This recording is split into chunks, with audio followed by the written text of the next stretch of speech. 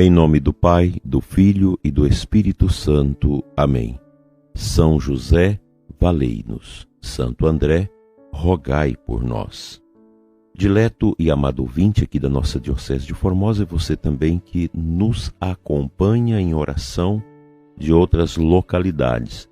Uma abençoada quarta-feira para você e sua família.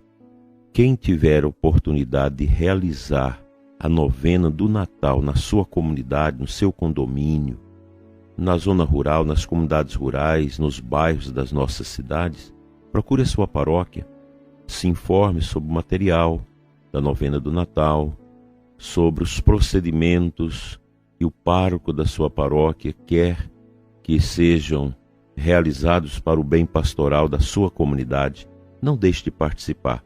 Vamos fomentar bem o nosso tempo do Advento para melhor abastecer espiritualmente o coração das nossas comunidades, das nossas famílias. É Cristo que chega, é o Senhor que vem, é a esperança que bate ao nosso coração para perseverarmos na estrada do Cordeiro Redivivo.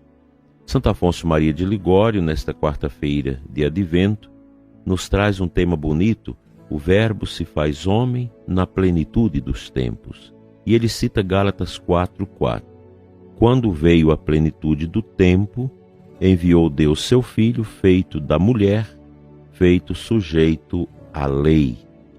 O divino Redentor demorou a sua vinda, cita Santo Afonso, por cerca de 4.000 anos, não somente para que fosse mais apreciada pelos homens, senão também para que melhor se conhecesse a malícia do pecado e a necessidade do remédio. Chegada que foi a plenitude dos tempos, enviou Deus um arcanjo à Santíssima Virgem, e obtido o consentimento desta, o Verbo se fez homem no seio puríssimo de Maria. Quanto não devia agradar ao Senhor ter nos feito nascer depois que se cumpriu tão grande mistério.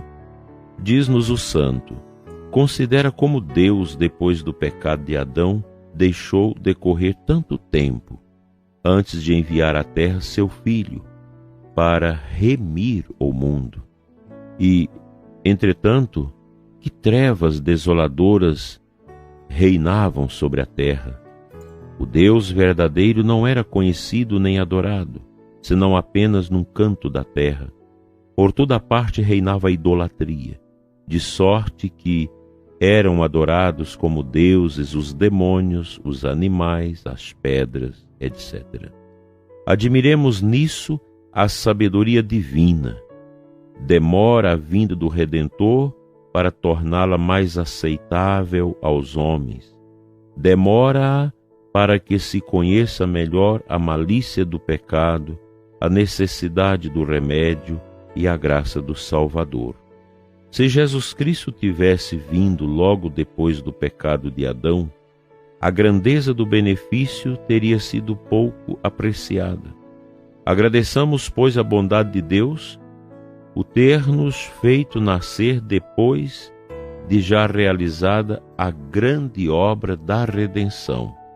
Eis que já é chegado o feliz tempo, que foi chamado a plenitude do tempo, quando veio a plenitude do tempo, como nos ensina o apóstolo em Gálatas 4:4. O apóstolo diz plenitude por causa da abundância da graça que por meio da redenção o Filho de Deus vem trazer aos homens. Eis que já se envia o anjo embaixador à Virgem Maria na cidade de Nazaré para anunciar a vinda do Verbo, que no seio dela quer encarnar-se. O anjo a saúda, chama-a cheia de graça e bendita entre as mulheres. A virgenzinha humilde se perturba com esses louvores por causa da sua profunda humildade. O anjo, porém, anima-a e lhe diz que achou graça diante de Deus, isto é, a graça que estabelece a paz entre Deus e os homens. e repara os estragos ocasionados pelo pecado. Em seguida, anuncia-lhe o nome do Salvador que deveria dar ao filho. Por-lhe-ás o nome Jesus. Anuncia-lhe que seu filho será o próprio Filho de Deus, que deveria remir o mundo e desta forma reinar sobre os corações dos homens. Eis que afinal Maria consente em ser mãe de tal filho. Faça-se em mim segundo a tua palavra. E no mesmo instante, o Verbo eterno se fez carne e ficou sendo verdadeiro homem. E o Verbo realmente se fez carne, no seio da Santíssima Virgem Maria. Para nós, prezado ouvinte, católicos, cristãos, aqui está a realidade do evento mais poderoso que a história dos homens pôde assistir, a encarnação do Verbo Jesus Cristo no seio de Maria. Essa verdade é muito grande, extraordinária. Ela fende a rocha fria do pecado, a esmaga, para que os raios da graça de Deus possam, com a sua luz, alcançar o profundo da vida de todos nós. Já não há mais uma distância entre a pessoa humana e Deus. A encarnação do Verbo trouxe Deus ao nosso mundo, à nossa realidade, e a partir de dentro desta realidade, pecadora, desastrosa, orgulhosa, a obra de Deus vai acontecendo e continua a acontecer. Daí a importância de todos nós abraçarmos a missão batismal que Deus nos deu. Quando nós fomos batizados, nós fomos mergulhados neste mistério trinitário e fomos revestidos de Cristo. Fomos contemplados por uma graça que nos uniu a Ele, nos configurou a Ele. O cristão que vive a sua fé traz consigo a face misericordiosa e justa de Cristo para nos reanimar das nossas misérias e fraquezas e assim nos dá esse título que nós nem merecemos, o título de cidadãos celestes. E aqui quero lembrar a você, prezado ouvinte, que montando os nossos presépios nas nossas casas, nas nossas capelas e paróquias, igrejas matrizes, o presépio intentado por São Francisco de Assis, ele quer facilitar a nossa imaginação para contemplar a partir das imagens, a partir do contexto do presépio, esse mistério inefável, grandioso, que é a encarnação do Verbo. É claro que nós precisamos caprichar nos nossos presépios, por mais simples que eles sejam, não entupir os presépios com coisas que não têm nada a ver com o mistério da redenção. É preciso que seja estampado muito bem no nosso presépio as pessoas centrais, Jesus, Maria e José, os pastores, os reis, o ambiente da gruta de Belém. Pois a gente vê muitos presépios que as pessoas colocam tantas imagens de santos, que só existiram tantos e tantos séculos depois da encarnação do Verbo. Deixa o presépio mais despojado, sem muita coisa. Deixa ele mais simples, para que o vislumbre daquilo que é o essencial não seja entorpecido pelas coisas acidentais, as bobagens que a gente vai colocando nos presépios que não ajuda a gente a rezar. E o presépio ele é pedagógico, é uma oportunidade ímpar para que a mãe, o pai, a avó, quem quer que seja, possa dar uma catequese para as crianças acerca das imagens do presépio e desta beleza tão cândida que é a encarnação do Verbo, que nos trouxe a salvação e a liberdade.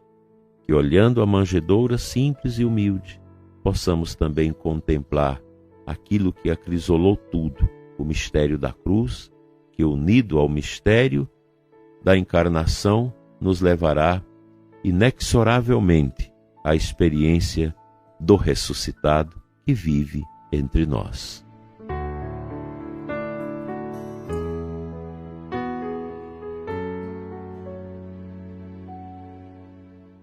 A Santa Igreja de Cristo celebra nesse dia 30 de novembro a solenidade de Santo André, esse grande apóstolo chamado por Jesus, que se encantou com o mistério de Deus realizado em Cristo.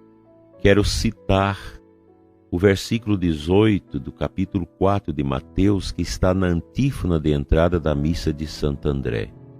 Junto ao mar da Galileia, viu o Senhor dois irmãos, Pedro e André, que pescavam. Ele os chamou: vinde comigo, eu vos farei de hoje em diante pescadores de homens. Nós estamos dentro de um ano vocacional maravilhoso, e esta figura apostólica de André, a sua resposta ao chamado de Jesus, nos leva também a rezar pelas vocações, a pedir que o Senhor envie operários para a messe, porque a messe é grande e os operários são poucos. Nós temos uma carência grande de operários na seara do Senhor. O que é um operário de Cristo? O que é um padre, uma religiosa, uma pessoa consagrada, um religioso, um homem e uma mulher que se unem no matrimônio de forma pascal? E que é isso? É resposta ao chamado. Deus chama, porque muitas pessoas vivem uma vida às vezes complexa, não entende a si mesmo, não sabe o seu lugar no projeto de Deus, porque não soube escutar a voz de Deus no chamado. Não soube viver esse chamado. A gente precisa acolher o chamado de Deus a partir desta contemplação da entrada de Jesus no mundo pela encarnação do seu mistério no seio da Virgem Maria. Esse cenário da encarnação ele é profundamente vocacional, pois Deus chama a Santíssima Virgem e ela responde prontamente e aceita esta missão. Que nós tenhamos nas nossas comunidades muitas pessoas, muitos jovens, para responderem aos diversos estados de vida com um coração magnânimo, com um coração molhado pelo orvalho do novo tempo, que é Jesus nosso Senhor, que veio habitar a nossa história para nos curar, para nos abençoar, para nos enriquecer com esta esperança do Cristo que vem.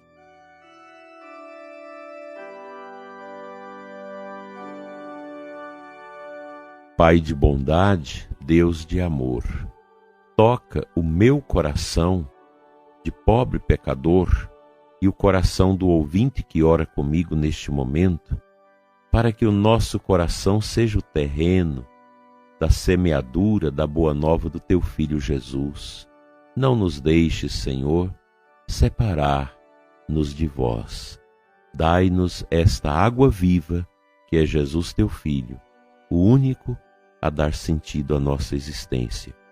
Cura nossas dores, nossas tristezas, nossos desânimos e nos coloque de pé diante do mistério da manjedoura.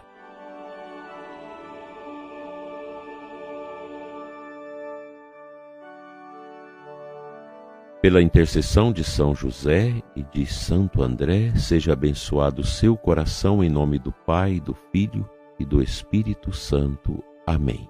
Até amanhã, se o bom Deus nos permitir.